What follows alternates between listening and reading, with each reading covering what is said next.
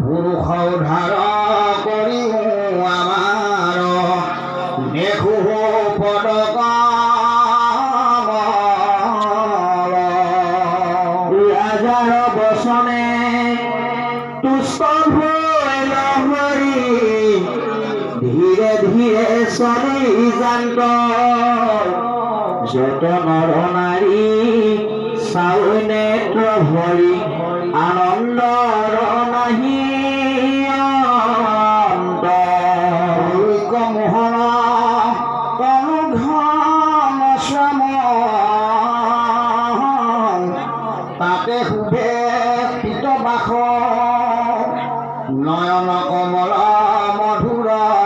বচন প্ৰসাকে ইষত প্ৰফুল্ল কমল মধুৰ বদন অমৃতৰ পুন পাত্ৰ নেত্ৰাঞ্জলি কৰি পিয়ে নৰ নাৰী এক দৃষ্টি চাৱে মাত্ৰ অন্য অন্য কথা কহে নৰ নাৰী কিনো ৰূপত ভূত মদন মোহন পুৰুষ শোভন সকল গুণে যুগুত ইহানেকে ভাজা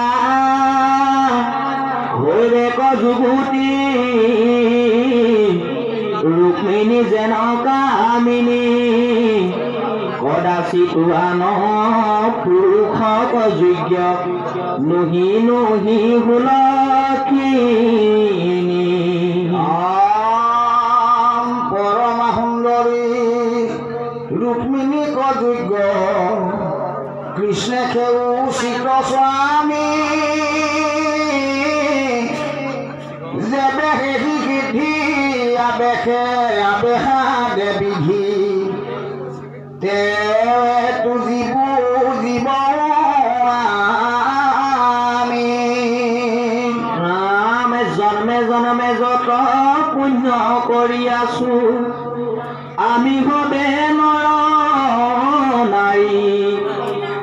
এই পুণ্য তুষ্ট হুৱন্ত আমাক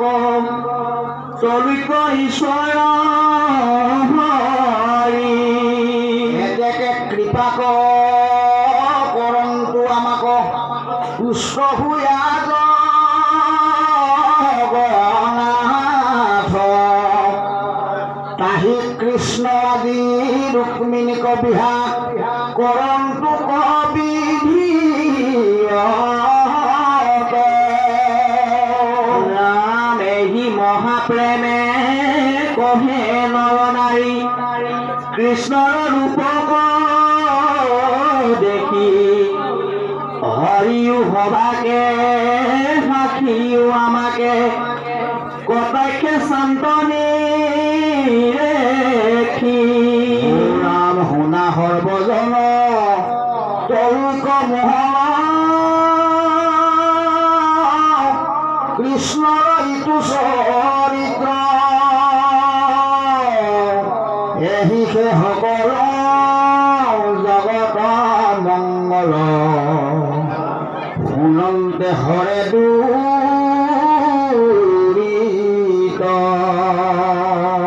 ৰামে কৃষ্ণৰ চৰণে শৰণ পখিয়া অনন্ত কন্দলি ভনে দীৰ্ঘ চাৰি বোলা হৰি হৰি সমজাৰ যত জনে হৰি